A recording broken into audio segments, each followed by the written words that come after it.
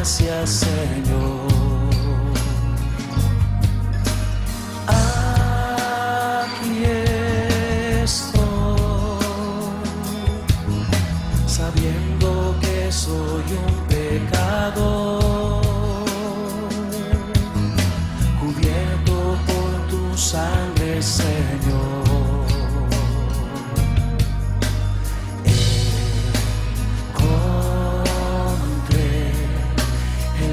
Inmenso amor por mí, tu vida entregaste en el gran sacrificio.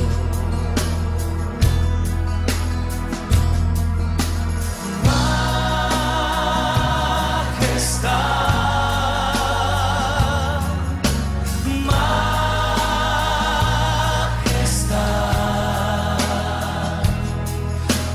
gracia me encontró tal cual soy. No era nada y tú me diste valor. Aquí estoy,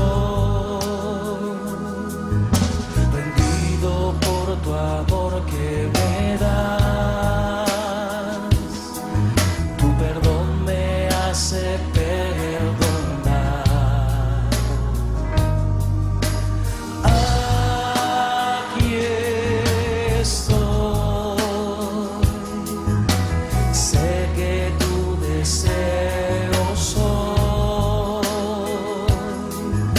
santo por gloria y poder. Encontré el más inmenso amor por mí, tu vida entregaste en el gran sacrificio. Vamos a decirle: majestad,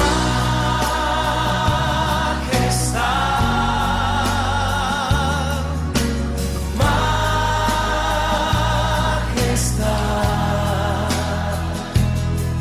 tu gracia me encontró tal cual soy. No era nada y tú me diste valor. Decimos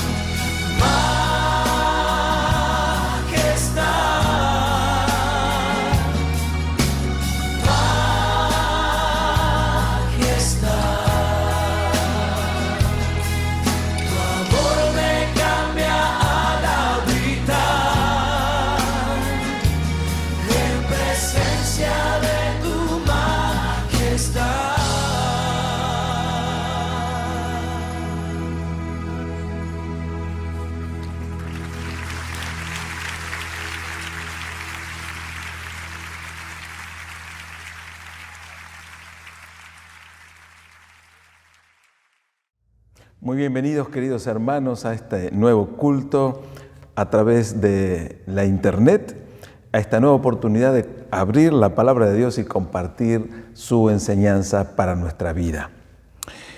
Hoy quiero hablar sobre un tema muy natural, muy humano, muy actual en todo sentido, que es la culpabilidad. Vivimos constantemente mirándonos a nosotros mismos y mirando a los demás, básicamente desde una perspectiva de juicio constante. Nos juzgamos a nosotros mismos y juzgamos a los demás. Y una de las cosas que florecen y aparecen inmediatamente en el juicio común de la mayoría de las personas es la culpa. La pregunta más común, más corriente es: ¿quién tiene la culpa? Falta algo, no lo puedo encontrar. ¿Quién lo usó? ¿Dónde lo pusieron? ¿Quién es el responsable? ¿Quién es el culpable? Constantemente estamos midiendo las relaciones interpersonales también en cuestiones de juicios interpersonales. Y ni que hablar de los discursos políticos echándose las culpas constantemente al gobierno anterior o al que vendrá por las dudas. La culpa es un tema de la psicología humana que siempre tenemos que analizar, estudiar y conocer para no caer en sus trampas, pero también para sacar algún provecho. Y quiero leerte alguna definición de diccionario o psicológico en cuanto a la culpa. Dice: la culpa nos hace conscientes de algo que hemos hecho mal para facilitar el intento de repararlo, aunque a veces también nos sentimos culpables sin razón. Sea como sea, estas son las claves para pasar página. El sentimiento de culpa es considerado como una emoción negativa que, si bien a nadie le gusta experimentar, lo cierto es que es necesaria para la correcta adaptación a nuestro entorno. Muchos autores coinciden en definir la culpa como un efecto doloroso que surge de la creencia o sensación de haber traspasado las normas éticas, personales o sociales, especialmente si se ha perjudicado a alguien. La culpabilidad surge ante una falta que hemos cometido, o así lo creemos, y la función de la culpa es hacernos conscientes de que hemos hecho algo mal para facilitarnos los intentos de reparar aquello que hicimos mal. Nos sentimos culpables porque hicimos algo que dañó o afectó, y ese sentimiento de culpabilidad nos motiva, o nos debería motivar, a restaurar, a reparar aquel daño que hemos causado. Pero existen personas que confunden esta emoción con la vergüenza, incrementando o aumentando así el malestar emocional, ya que al mezclar ambos sentimientos de culpa y de vergüenza se retroalimentan entre sí. Mientras que la culpa aparece ante el dolor por el daño que hemos causado, la vergüenza se experimenta cuando nos percibimos, cuando nos vemos a nosotros mismos como con la falta de una habilidad o capacidad que se presumía que deberíamos tener. Me gusta repetir alguna frase que he escuchado o he leído por allí, que la culpa y la vergüenza son dos instrumentos o dos elementos o dos armas que, utilizadas arteramente, maliciosamente, particularmente por nuestro enemigo espiritual que es Satanás, intentan destruir el alma, intentan destruir la conciencia, intentan destruir la personalidad, particularmente de los hijos de Dios, hacernos sentir culpables o hacernos sentir avergonzados. Lamentablemente también la sociedad en la cual nos desarrollamos se ha perfeccionado en el uso de estos dos instrumentos como armas destructivas. Por eso esta costumbre maliciosa de buscar culpables o de tratar de exculparnos a nosotros mismos arteramente, engañosamente, para traspasar nuestras culpas hacia otro, mintiendo obviamente, para echarle culpa a otros y así sentirnos aparentemente o emocionalmente libres de toda culpa. La culpa, como decíamos, tiene un aspecto positivo, que es el hecho de hacernos conscientes de que algo hemos hecho mal y debemos repararlo, pero solamente hasta allí es la utilidad de la culpa, digamos el aspecto positivo de la culpa, es decir, cuando me hace consciente de que hice algo mal y lo que debe la reacción correcta que debo tener frente a ese sentimiento, a esa conciencia de culpa es ir a disculparme si fuera necesario o a restaurar, si esto es lo que corresponde, aquello que hice mal. O las dos cosas también, ¿no es cierto? Restaurar y disculparme por el daño o el malestar causado. Pero más allá de eso no tiene efecto la culpa. Cuando la culpa ya traspasa esos dos propósitos de la disculpa y la restauración y ya queda como un sentimiento negativo, ya es pernicioso. Haciendo una radiografía de la culpa podemos decir que es un acto causal, real o imaginario, es decir, porque puede ser la causa es algo real o algo que yo imagino que estuvo mal y no es cierto. Es la percepción y autoevaluación negativa del acto por parte del que lo cometió, es decir, nos lleva a tener una mala conciencia de algo que hemos hecho, pero también produce una emoción negativa derivada de la culpa, que es el remordimiento. La combinación de estos elementos puede dar lugar a dos tipos de culpa, como dijimos. La culpabilidad sana o manifiesta es aquella que, como consecuencia de algo real que hemos hecho, de un daño real que hemos hecho o que le hemos causado a alguien, y como dije, su utilidad reside en ayudarnos a respetar las normas y a no perjudicar a los demás. La culpa funciona en este caso como un castigo cuando no cumplimos con el acto de restauración o de reparación. Pero también hay un aspecto negativo que se le llama en psicología la culpabilidad mórbida. La culpabilidad negativa es cuando no ha existido ninguna falta, por lo menos ninguna falta objetiva que justifique ese sentimiento en las personas, a diferencia del anterior caso. Y en este caso el sentimiento de culpabilidad es destructivo y no nos ayuda a adaptarnos a la situación, al medio en el cual estamos. Cuando la culpa no funciona bien, o si no cumple su función adaptativa, puede ocurrir por exceso relacionado con alteraciones psicopatológicas como la depresión o por defecto asociados con elevados niveles de perfeccionismo. Hay algunas personas que son perfeccionistas y nunca están satisfechas con las cosas que hacen o con la vida que llevan, siempre se sienten culpables, y hay personas maliciosas que tienen la lamentable habilidad de hacer sentir culpables al otro. Estos son psicopateadores, ¿no? Manipuladores emocionales. Tratan de hacer sentir a todos los demás como culpables para en todo caso hacerles sentir un deber o una responsabilidad hacia sí. Por lo tanto, este tema de la culpa y la vergüenza, que tienen un mínimo e importante aspecto positivo, tiene muchos más aspectos negativos. ¿Por qué estamos hablando de la culpabilidad? Porque obviamente la culpa es algo que Dios utiliza para hacernos conscientes de nuestra condición espiritual frente a su santidad y a su justicia.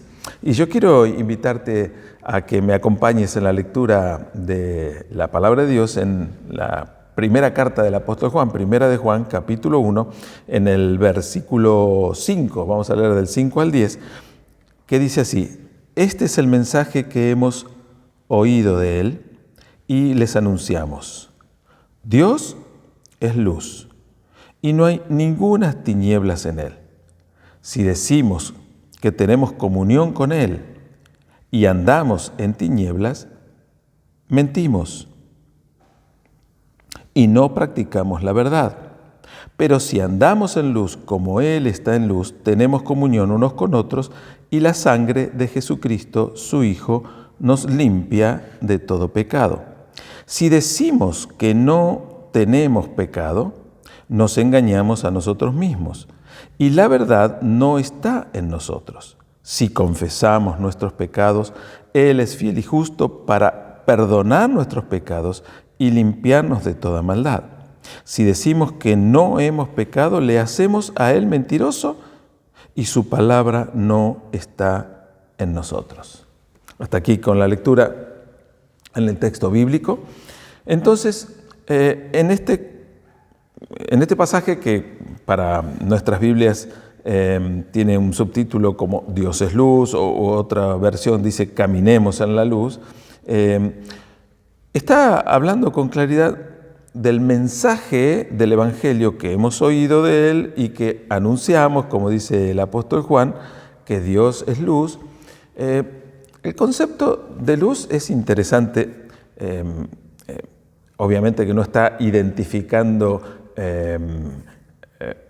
físicamente o materialmente a Dios con la luz. Dios no es la luz, sino que Dios es como una luz y la luz tiene un montón de virtudes y de aplicaciones, pero una de las virtudes y aplicaciones más usuales es la que usan los pintores o los albañiles para corroborar si una pared está bien derecha, proyectando a ras de la pared un haz de luz, y esa luz va a poner de manifiesto cualquier imperfección en la pared, arrojando la sombra allí donde haya imperfecciones. La luz manifiesta las cosas como son en realidad. La luz muestra la realidad, desvela toda tiniebla, toda oscuridad, toda cosa confusa o turbia, y pone claridad. De pronto, la luz nos muestra la realidad tal cual es. Y aquí dice Dios es luz,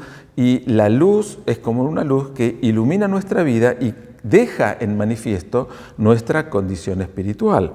Y nuestra condición espiritual sin Dios es una condición de, como dice el apóstol Pablo escribiendo a los Efesios, es de muerte espiritual, es a causa del pecado.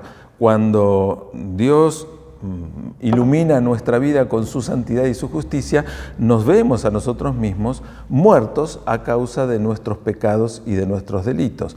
Frente a la santidad, la justicia y la magnificencia de Dios, no podemos mantenernos sin caer postrados delante de Él y humillados, reconociendo nuestra culpabilidad a causa del pecado. Y lo maravilloso del accionar de Dios es que Dios es, como manifestó Jesucristo, alguien que vino no para condenarnos, no para juzgarnos y señalarnos como culpables, sino porque sabía perfectamente nuestra condición de culpables y de condenados a causa del pecado. Vino por amor a buscarnos para restaurarnos. Es interesante.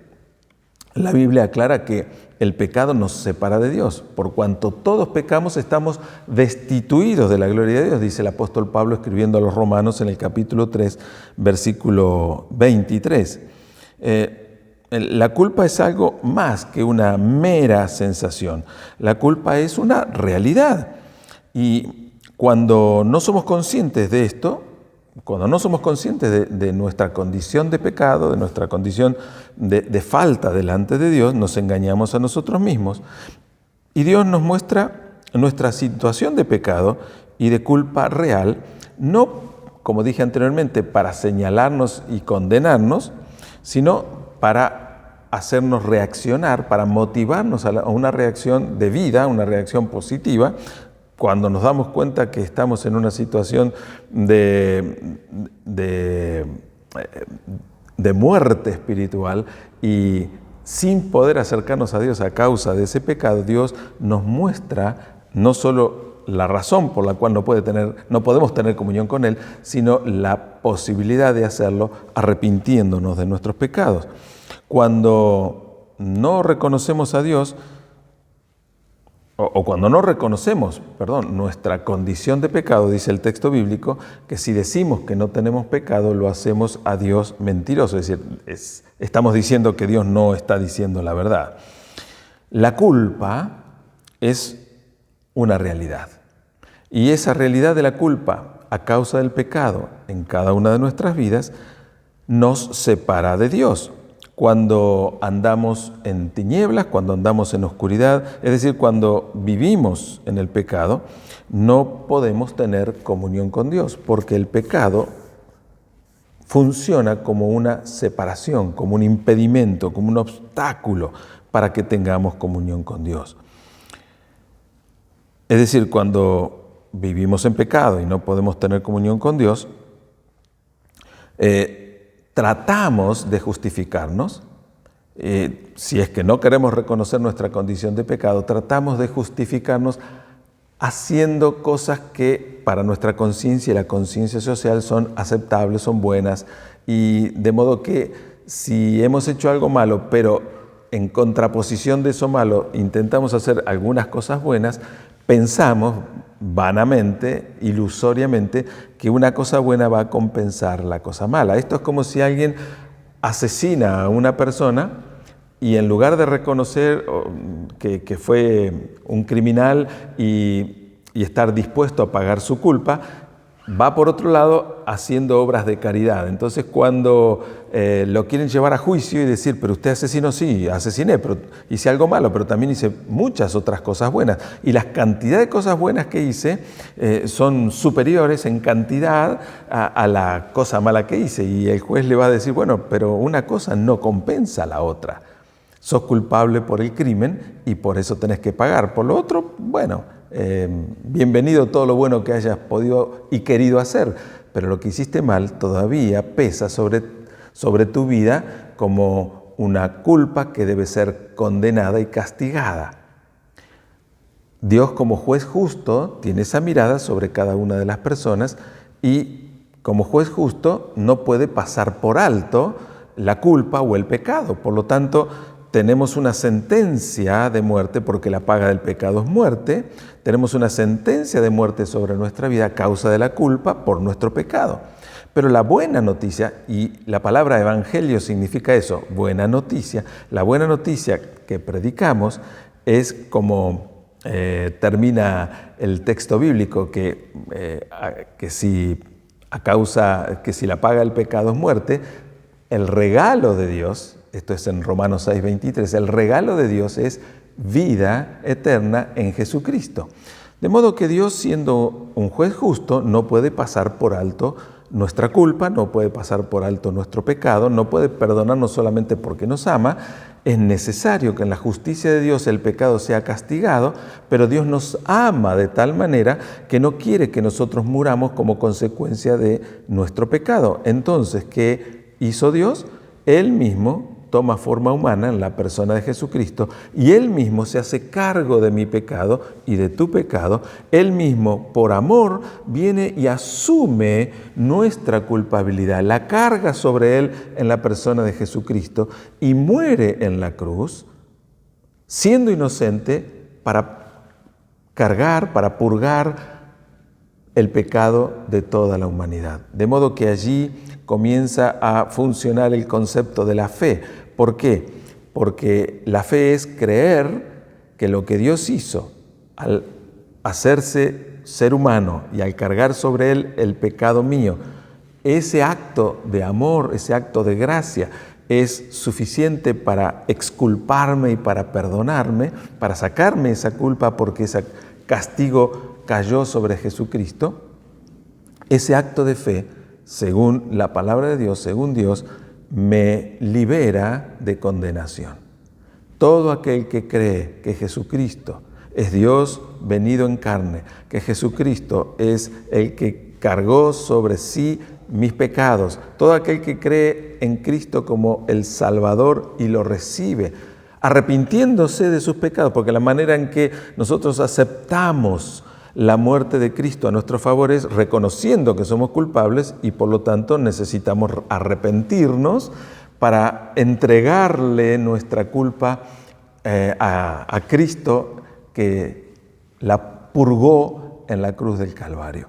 De modo que todo aquel que está en Cristo, todo aquel que cree en Cristo, todo aquel que recibe a Cristo por fe como su Señor y su Salvador, tiene el perdón de sus pecados, tiene una nueva vida como un regalo por la eternidad. La culpa es una realidad y la culpa nos separa de Dios, pero la culpa es anulada por Jesucristo. Cuando este pasaje dice, si confesamos nuestros pecados, Primera de Juan hemos leído 1:9, si confesamos nuestros pecados, Él es fiel y justo para perdonar nuestros pecados y limpiarnos de toda maldad. Cuando confesamos nuestros pecados delante de Dios, reconociendo nuestras faltas y nuestra separación de Dios y confiando en Jesucristo, su sangre, la sangre derramada en aquella cruz del Calvario, nos limpia de toda maldad y nos perdona todo pecado.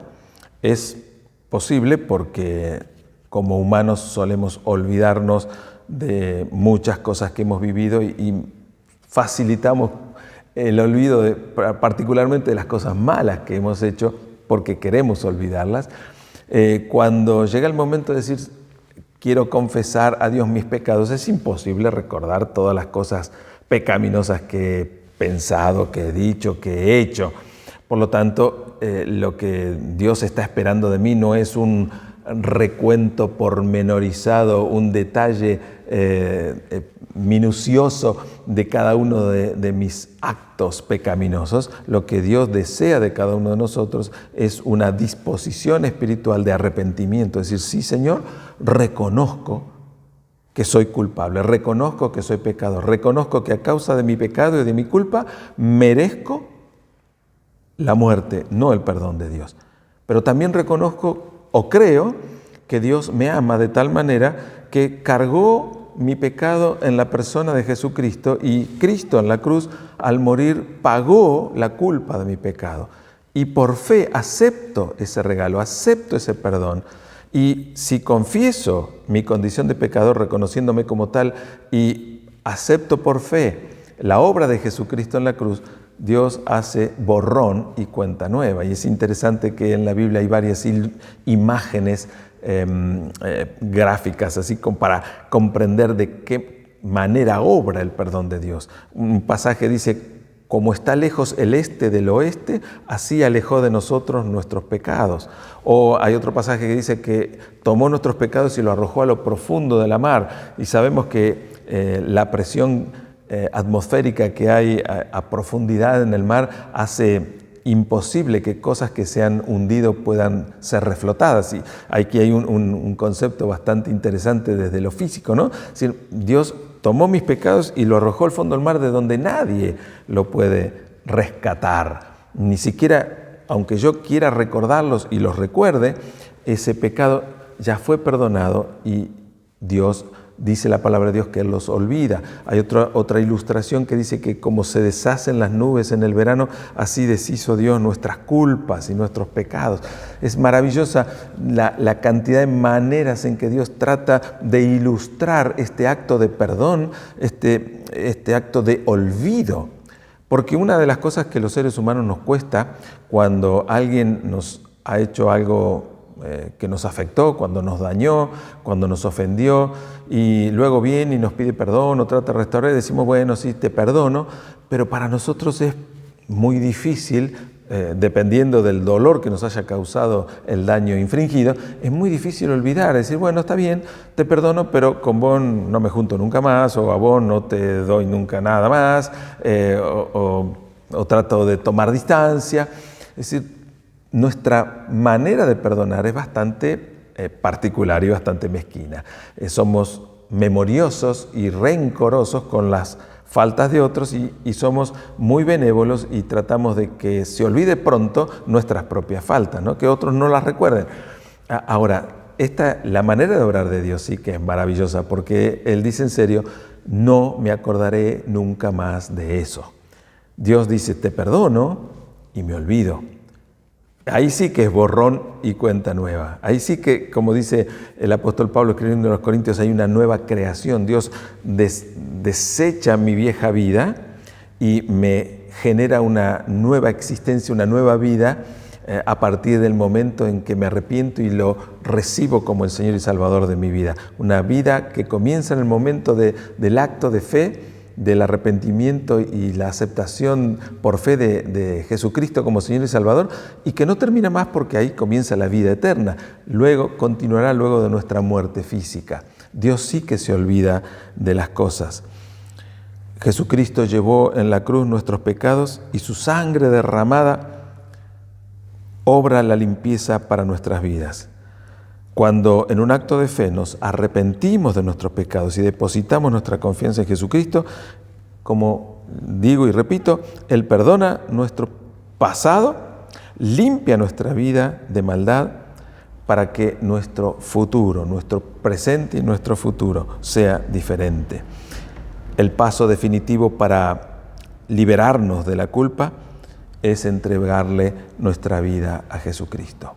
Yo sé que estamos acostumbrados a una vida de remordimientos, de resentimientos, de rencores, de culpas y que humanamente se nos hace difícil perdonar y olvidar. Pero tenemos que entender que a Dios esto no le resulta para nada difícil. Y tenemos que entender que aunque hemos cometido actos pecaminosos, aunque hemos hecho cosas malas, más graves o menos graves, no importa. Delante de Dios, el amor de Dios por medio de Jesucristo quiere hacer un borrón y cuenta nueva. Quiere hacer un antes y un después de Cristo. Quiere perdonar nuestro pecado y darnos la oportunidad de una nueva vida. Es cierto que si hemos cometido algún delito que la justicia terrenal condena y tenemos que hacernos cargo de eso, por supuesto que no vamos a poder zafar de las consecuencias legales terrenales.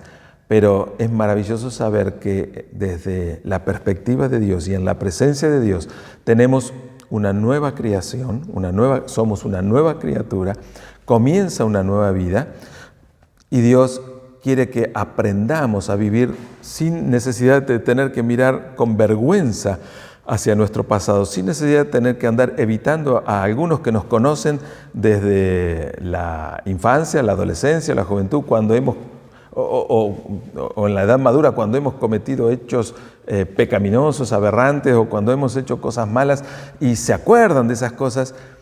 No importa que vengan y nos señalen y digan, yo te conozco a vos y sé cómo fue tu vida. No importa lo que quieran decirnos, lo que nos debe importar es que Dios nos dice, perdoné tu pecado y no me voy a acordar de ellos nunca más. Y Dios nos anima y nos desafía a vivir una vida sin culpa, porque la culpa nos frena, la culpa nos incapacita, la culpa nos debilita, la vergüenza nos lleva a escondernos. El relato bíblico del jardín del Edén, en el principio de la Biblia, allí en el libro de Génesis, dice que Dios salía todos los días a encontrarse con Adán y Eva y a conversar con ellas. Pero un día llega Dios al jardín, obviamente es un relato acomodado para que podamos entender esa relación. Dice, llega Dios al jardín y no lo encuentra a Adán y a Eva y los llama, dice, ¿dónde están? Y salen de atrás de un arbusto y dice, estamos acá escondidos. Y dice, ¿por qué están escondidos? Y estamos escondidos porque estamos desnudos. Siempre habían estado desnudos, ¿por qué ahora se escondieron? Es decir, el acto de reconocimiento de su desnudez les dio vergüenza y la consecuencia de la vergüenza fue esconderse de Dios, no querer ser vistos por Dios, porque se reconocían sucios a causa del pecado que habían cometido al haber desobedecido el mandato de Dios de no tocar el fruto de ese árbol especial. Eso es la consecuencia de la culpa sumada con la vergüenza. En lugar de llevarnos a la presencia de Dios para arrepentirnos y para restaurar nuestra condición a como era antes de caer en el pecado, lo que hace el enemigo al sumar a nuestra conciencia de culpa una conciencia de vergüenza es escondernos de Dios. Es exactamente todo lo contrario que nos corresponde o que nos conviene hacer, a escondernos de Dios a causa de nuestra vergüenza. Y la vergüenza nos hace escondernos de otros y no nos permite vivir con libertad y con autenticidad tal cual somos. Y Dios nos enseña a que ni culpables ni avergonzados, si tenemos a Cristo como el Señor y Salvador de nuestra vida, pues debemos atrevernos a vivir en plena y absoluta libertad, usando nuestra vida para que Dios pueda obrar a través de nosotros, bendecirnos y bendecir a quienes estén a nuestro alrededor, a nuestro prójimo, que Dios pueda tomar tu vida y la mía para que pueda usarla para la gloria y honra de su nombre. Cuando nuestro enemigo nos avergüenza a causa de la culpa, lo que está logrando es que Dios no pueda usar nuestra vida para su gloria, que Dios no pueda bendecir nuestra vida y la vida de otros a través nuestro. De modo que nosotros debemos reaccionar positivamente, tomando en serio la palabra de Dios y desmintiendo al enemigo, al mentiroso, diciendo, es cierto que hice cosas malas, es cierto que he sido culpable, pero esa culpa ya fue perdonada, porque Cristo cargó en la cruz con todas mis culpas, Él murió en mi lugar, Él pagó mi culpa, cargó mi condenación, las consecuencias de mis errores, Él sufrió mis dolores y me hizo libre para que yo pueda vivir en la plena libertad, para que yo pueda vivir con toda la potencialidad de una nueva vida que Dios me ha dado en Jesucristo. Y vivir de esa manera para disfrutar la vida que me dio, para glorificar su nombre y para ser un instrumento de bendición a otros. No estemos buscando culpables ni permitamos que otros nos acusen o nos señalen como culpables, porque Dios es quien cargó en Jesucristo el pecado de todos nosotros. Ahora, si hemos hecho algo que realmente hemos cometido algún daño, pues entonces sí, reconozcamos que lo hemos hecho, busquemos la manera inmediata y práctica de restaurar ese daño causado para no quedar en deuda con nadie, para no dañar a nadie que no lo merezca, y sigamos nuestra vida con la frente bien alta, porque allí es donde Dios nos ha puesto, en esa altura, en esa honra, en ese nivel de justificación, de santificación y de dignidad, porque Él ocupó nuestro lugar, porque Él nos hizo nueva creación. De modo que no le demos lugar al diablo creyendo sus acusaciones y sus mentiras, démosle lugar a Dios en nuestra vida y vivamos por fe para la gloria de Dios. Oramos. Gracias, Señor, porque nos has hecho libres de la culpa de nuestro pecado. Y al hacernos libres de la culpa cargándola sobre Cristo, nos hiciste libres del castigo, la condenación, de las consecuencias. Cristo sufrió ese castigo, esa condenación y esas consecuencias al morir en aquella cruz. Y Señor, yo reconozco que soy o era culpable, pero que Cristo ha sido y es mi Salvador. Y yo quiero invitarte, allí donde estás, en el nombre de Jesús, que si todavía no diste el paso más importante de fe que cualquier ser humano pueda dar, lo hagas ahora. Que ahora reconozcas tu necesidad de ser perdonada, perdonado. Que ahora reconozcas tu condición de pecadora, de pecador, y que necesitas el perdón y el amor manifiesto de Dios por medio de Jesucristo, creyendo que la obra de Cristo en la cruz hace más de 2000 años todavía hoy sigue siendo efectiva para perdonar y lavar el pecado de todo aquel que lo reconoce y lo confiesa. Porque si confesamos nuestro pecado, Él es fiel y justo para perdonar nuestro pecado y limpiarnos de toda maldad. Dios quiere perdonar tu pecado, limpiarte de toda maldad, convertirte en una nueva creación, hacerte una persona nueva, con una nueva perspectiva de vida, con una nueva posibilidad de ser un instrumento en la mano de Dios. Entregale hoy, ahora mismo, tu vida a Cristo. En el nombre de Jesús. Amén y amén. Y si hiciste esta oración, me encantaría saberlo y que me escribas un texto a este número de WhatsApp que aparece aquí abajo para que podamos estar orando por tu vida y por tu nueva vida y por tu crecimiento espiritual. Que Dios te bendiga y espero que nos sigas acompañando cada domingo a las 10:45. Que Dios te bendiga mucho.